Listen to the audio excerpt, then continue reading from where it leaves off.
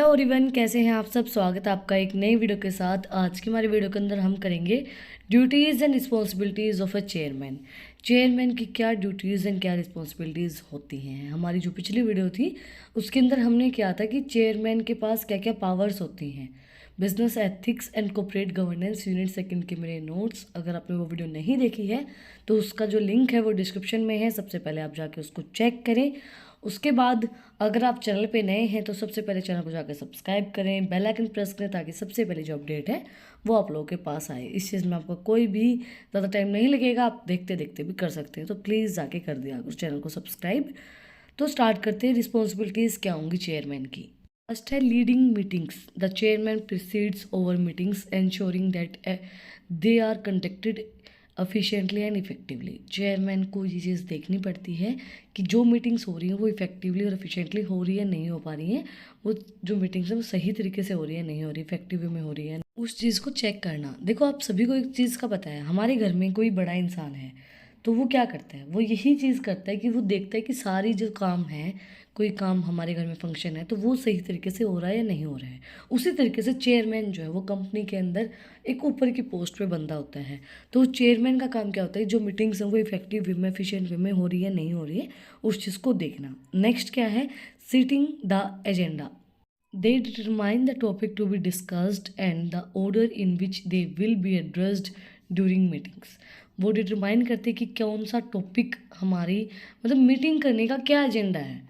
अब देखो, हमारे घर में कोई भी मीटिंग होती है तो वो बड़े लोग ही बुलाते हैं, तो वो एक एजेंडा फिक्स करते हैं। उनके पास एक टॉपिक होता है कि भाई अब बड़े लोगों का क्या टॉपिक होता है हमें बुलाने का, कि भाई तुम्हारी शादी, तो वही चीज़ होती है। उसी तरीके से चेयरमैन भी अपना जो एजेंडा है वो फिक्स करता है, सेट करता है कि ये एजेंडा है, ये टॉपिक है जिसके ऊपर हमारी मीटिंग होगी और क्या क्या चीज़ें हमें डिस्कस करनी है, क्या क्या हमें मतलब क्या क्या टॉपिक्स हमारे होंगे, वो सब चीज़ें फिक्स करता है, वो एजेंडा फिक्स करता है चेयरमैन।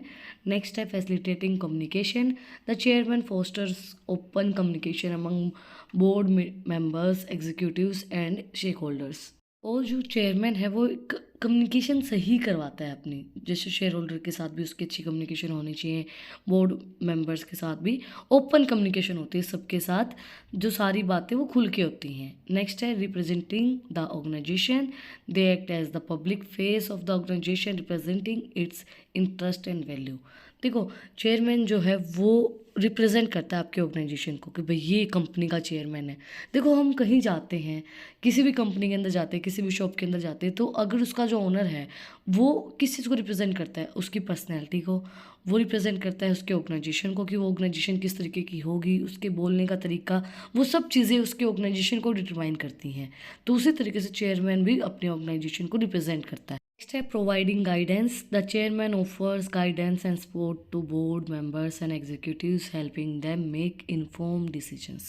चेयरमैन जो है वो गाइडेंस प्रोवाइड करवाता है कि भाई किस तरीके से हमें काम करना है, क्या इन्फॉर्मेशन है, सारी जो गाइडलाइंस है, क्या डिसीजन उसको लेना है, सारी इन्फॉर्मेशन चेयरमैन प्रोवाइड करवाता है कि भाई ये काम इस तरीके से करना है, ये, और उस चीज़ को सपोर्ट भी करता है कि भाई ये इस तरीके से काम करना है, ये गाइडलाइंस है और इनको फॉलो करके हमें इस चीज़ को, इस डिसीज़न को लेना है या फिर इस ऑब्जेक्टिव को अचीव करना है, तो वो हमें गाइडलाइंस प्रोवाइड करवाता है।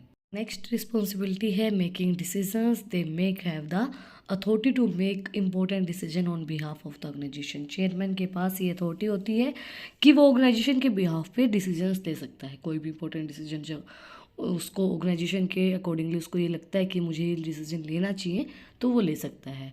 Overseeing operations. The chairman ensure that the organization is running smoothly and in accordance with its mission and goals. Chairman हर एक चीज़ को देखेगा कि जो वो काम कर रहा है, जो ऑर्गेनाइजेशन आपकी रन कर रही है, वो उसके मिशंस एंड गोल्स को ऑब्जेक्टिव करने के अकॉर्डिंगली कर रही है या नहीं कर रही है। मतलब जो आप लोग काम कर रहे हैं उससे उसका ऑब्जेक्टिव अचीव होगा या नहीं होगा, या फालतू में कोई भी लगा हुआ है, तो वो सारे ऑपरेशंस को चेक करता है, वो सारे ऑपरेशंस को देखता है। नेक्स्ट टॉपिक हमारा आता है duties of a chairman. Chairman की क्या क्या ड्यूटीज़ होती हैं। फर्स्ट है लीडरशिप। अब देखो, जो बंदा चेयरमैन है, जो ऑर्गेनाइजेशन को चला रहा है, रन कर रहा है, ऑर्डर्स दे रहा है, तो वो क्या है, वो लीडर है उनका। उसको लीडरशिप के साथ लोगों को, एम्प्लॉयज़ को, ऑर्गेनाइजेशन के बंदों को, सबको मोटिवेट करना पड़ेगा। The chairman provide strong and effective leadership to the organisation, guiding its direction and strategy. Chairman को गाइडेंस प्रोवाइड करवानी पड़ेगी, स्ट्रेटजीज बतानी पड़ेगी किस तरीके से हम अपने मिशन को, अपने गोल्स को अचीव कर सकते हैं। तो चेयरमैन एक अच्छा लीडर भी होना चाहिए, वो उसकी ड्यूटी है कि वो एक लीडर का काम करेगा। देखो हमारे घर में जो बड़े लोग होते हैं वो हमें क्या करते हैं, हमें लीड करते हैं, हमें बताते हैं, हमें गाइडलाइंस प्रोवाइड करवाते हैं, हमें सपोर्ट प्रोवाइड करवाते हैं कि yes you can do it, ये नहीं हुआ तो और कुछ हो जाएगा, कोई बात नहीं, टेंशन मत लो, हम हैं। तो उसी तरीके से जो चेयरमैन है वो भी उनको गाइडलाइंस प्रोवाइड करवाता है, एक अच्छा लीडर की तरह उन्हें डायरेक्शन बताता है और स्ट्रैटेजी बताता है कि आप किस तरीके से काम को कर सकते हैं। Board management, they oversee the functioning of the board ensuring that members are engaged, informed and fulfilling their responsibilities. इसके बाद बोर्ड मैनेजमेंट, हर एक चीज़ को मैनेज करके चलना, ओवरसी करना कि क्या इन्फॉर्मेशन है, क्या उनकी किस तरीके से उनको काम करना है, कहाँ उनको एंगेज रहना है, किस तरीके से फंक्शनिंग होगी, सारी इन्फॉर्मेशन, सारी उनकी रिस्पॉन्सिबिलिटीज़ उनको फिल करना, वो सब हमारी चेयरमैन की ड्यूटीज़ होती है, वो ये चीज़ करते हैं। Decision making, the chairman plays a critical role in decision making process, facilitating discussion and ensuring informed choice are made. Chairman जो है वो सारे डिसीजंस लेता है जो भी ऑर्गेनाइजेशन के लिए इंपॉर्टेंट रहते हैं, तो उसकी ड्यूटी है कि वो इंश्योर करे जो उसने चूज़ किया है, चॉइस की है, वो सही है और सारी इन्फॉर्मेशन जो है वो अपने जो शेयर होल्डर्स हैं, एम्प्लॉयज़, उनको पूछ के ही ले, उसके अकॉर्डिंगली ही फिर वो डिसीजन ले। डिसीजन तो चेयरमैन के हाथ में ही होता है, बट वो उनकी एक सलाह ले सकता है कि भाई किस तरीके से हमें करना चाहिए। नेक्स्ट है stakeholder relation, the maintaining positive relationship with stakeholders such as shareholders, employees, customer and the community. Maintain करना एक पॉजिटिव रिलेशनशिप, चेयरमैन का ये काम होता है कि शेक होल्डर्स के साथ, शेयर होल्डर्स के साथ, एम्प्लॉयज़ के साथ, कस्टमर्स के साथ, कम्युनिटी के साथ एक अच्छी पॉजिटिव रिलेशनशिप बना के रखें। अगर आप उनके साथ अच्छे से रिलेशनशिप नहीं बना के रखोगे तो उनका काम करने का मन भी नहीं करेगा। और कस्टमर्स तो वो कहते हैं ना भगवान का रूप होते हैं, उनके साथ तो हमें एक अच्छी रिलेशनशिप बना के रखनी ही चाहिए।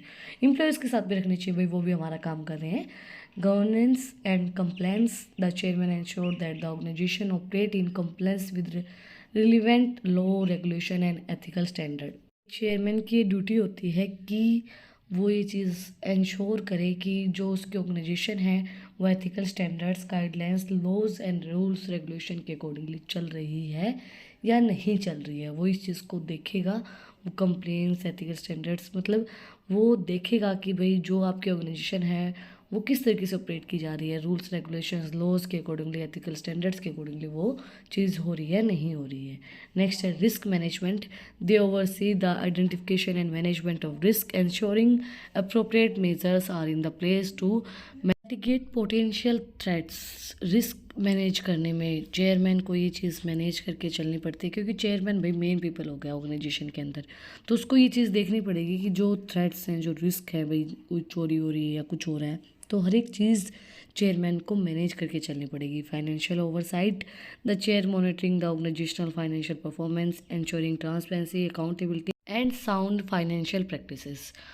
चेयरमैन का ये काम होता है, ये ड्यूटी होती है कि वो फाइनेंशियल परफॉर्मेंस को मेज़र करे, वो देखे ऑर्गेनाइजेशन की फाइनेंशियल परफॉर्मेंस कैसी चल रही है और वो उन चीज़ों के अंदर बिल्कुल ट्रांसपेरेंसी रखे, अकाउंट्स के अंदर भी, फाइनेंशियल प्रैक्टिसेस के अंदर भी, कि हर एक चीज़ हर एक इंसान को पता हो, शेयर होल्डर को भी चीज़ पता हो कि आपकी फाइनेंशियल कंडीशन क्या चल रही है, एम्प्लॉयज़ को भी चीज़ पता हो और कंज्यूमर्स को भी ये चीज़ पता हो कि अभी ऑर्गेनाइजेशन की फाइनेंशियल कंडीशन क्या चल रही है। तो उस चीज़ को देखना, उस चीज़ को ओवरसी करना भी एक चेयरमैन की ड्यूटीज़ होती हैं। आज हमने कवर किया कि क्या रिस्पॉन्सिबिलिटीज़ एंड ड्यूटीज़ होती हैं एक चेयरमैन की, भाई वो किस तरीके से काम करता है, चेयरमैन की क्या रिस्पॉन्सिबिलिटीज़ एंड ड्यूटीज़ होंगी कि फाइनेंशियल पोजीशन को देखना, कंडीशन देखना, रूल्स रेगुलेशन के अकॉर्डिंगली काम हो रहा है नहीं हो रहा, वो सब चीज़ें देखना, ट्रांसपेरेंसी देखना, तो वो सब चीज़ें उसके काम के अंदर इंक्लूड होती हैं, वो सब उसकी ड्यूटीज़ होती हैं।